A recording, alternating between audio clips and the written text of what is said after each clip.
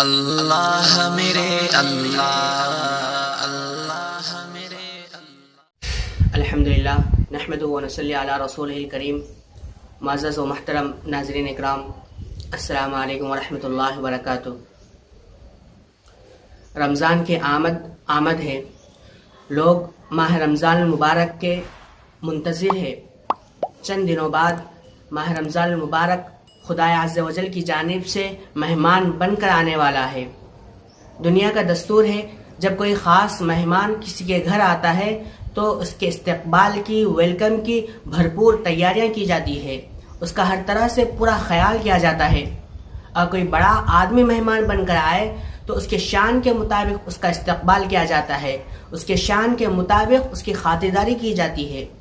جب دنیا کے مہمان کا اتنا خیال کیا جا سکتا ہے تو پھر جو اللہ اور اس کے رسول کا مہمان ہو، جو پروردگار کی جانب سے انسانوں کو اپنی رحمت اور برکت سے نوازنے، ان کے دامن اور جھولیوں کو نیکیوں سے بھرنے کے لیے مہمان بن کر آیا ہے، تو اس کا کس قدر اہتمام کرنا چاہیے، اس کی ہمارے اندر کیسی فکر ہونی چاہیے۔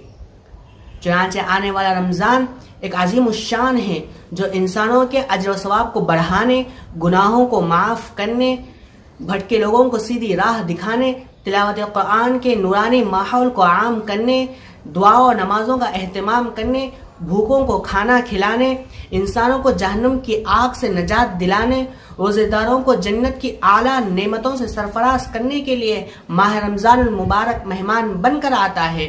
رحمت الہی سے سب کے لیے بہت کچھ لٹا کر جاتا ہے، تو ہمیں اس کا استقبال کرنا چاہیے، صحیح طور پر اس کو گزارنا چاہیے۔ خود حضور اکرم صلی اللہ علیہ وسلم نے بھی رمضان کی آمد سے پہلے اس کے انتظار میں رہتے تھے، لوگوں کو اس کی اہمیت اور عظمت سے آگاہ کرتے تھے کہ رمضان کو کیسا گزارا جائے، اس کی کیسی قدر کی جائے۔ آپ کو رمضان کے آمد کی فکر رجب المرجب مہینے سے ہی شروع ہو جاتی تھی۔ جیسے ہی رجب کا مہینہ شروع ہوتا تھا، آپ کی دعاؤں میں ان دعاؤں کا اضافہ بھی ہو جاتا تھا۔ اللہم بارک لنا فی رجب شعبان وبلغنا رمضان۔ اے اللہ، ہمیں رجب و شعبان میں برکت عطا فرمائیے اور ہمیں رمضان تک پہنچائیے۔ اور یہ بھی دعا فرماتے تھے، اللہم سلمنا لرمضان وسلمہ لنا۔ اے اللہ، مجھے رمضان کے لیے اور رمضان کو میرے لیے صحیح سالم رکھ، اور رمضان کو میرے لیے سلامتی کے ساتھ قبولیت کا ذریعہ بنا دیجیے۔ حضرت سلمان فارسی رضی اللہ تعالیٰ عنہ کی روایت میں ہے، حضور صلی اللہ علیہ وسلم نے شعبان کے آخری دن خطبہ ارشاد فرمایا۔ امی جان عائشہ صدیقہ رضی اللہ تعالیٰ عنہ کی روایت میں ہے کہ ہر سال شعبان کے آخری دن رمضان کا چاند نظر آتا تو اللہ کے رسول صلی اللہ علیہ وسلم بستر سے جدا ہو جاتے اور پوری رات اللہ کی عبادت کرتے رہتے تھے۔ یہ وہ بابرکت مہینہ ہے جس کی آمد سے پہلے حضور صلی اللہ علیہ وسلم نے خطبہ ارشاد فرمایا، یا ایھا الناس قد اظلکم شہر عظیم۔ اے لوگوں، تم پر ایک بہت بڑا مہینہ، بابرکت مہینہ، مبارک مہینہ آ رہا ہے، اتنا اونچا مہینہ آ رہا ہے جس کی عظمت کا مقابلہ کوئی اور مہینہ نہیں کر سکتا۔ حضور صلی اللہ علیہ وسلم مختلف انداز میں رمضان المبارک کے عظمتوں کو بیان کیا، اس کی قدردانی کی، لوگوں کو ترغیب دلائی۔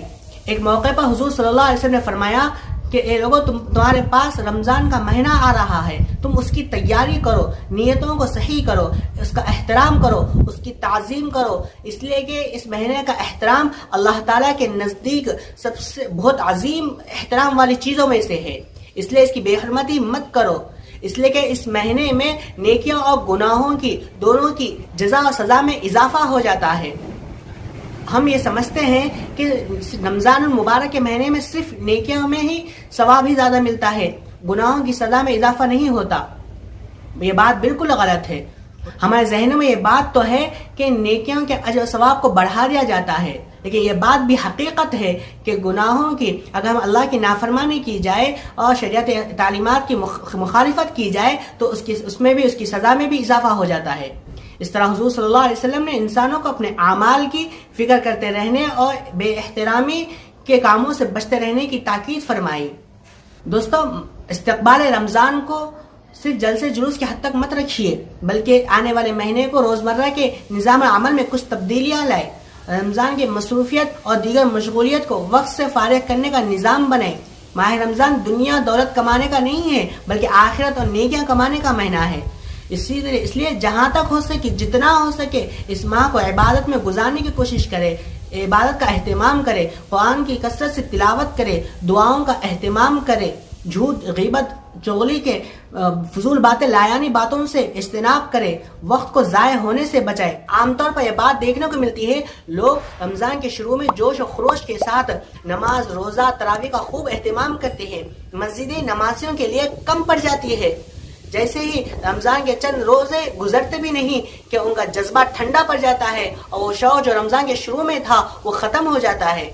اب مسجدوں کے بجائے بازاروں کا رخ کرتے ہیں، شاپنگ مال کے لیے دکانوں کے چکر لگاتے ہیں اور اپنا قیمتی وقت عبادت کے بجائے بازاروں میں، شاپنگ مال میں اپنا وقت ضائع کرتے ہیں۔ اس کا ایک طریقہ یہ ہے کہ ہم رمضان سے پہلے ہی رمضان کی شاپنگ کر لیں، عید سے پہلے ہی عید کی شاپنگ کر لیں۔ لیکن اکثر ہمارے خواتین رمضان میں شاپنگ کرتی ہیں اور رمضان میں بھی آخری عشرے کی جو بہت قیمتی اور زیادہ اہمیت ہے اس کی، وہ عشرے میں وہ کیا بولتے ہیں اپنی شاپنگ کرتی ہے۔ اللہ تعالیٰ ہمیں سمجھنے اور عمل کی توفیق نصیب فرمائے اور اللہ تعالیٰ ہمیں رمضان کے صحیح طور پر اس کو گزارنے والا اور اس کی قدر کرنے والا بنائے، آمین۔ وآخر دعوانا الحمدللہ رب العالمین۔ اللہ میرے اللہ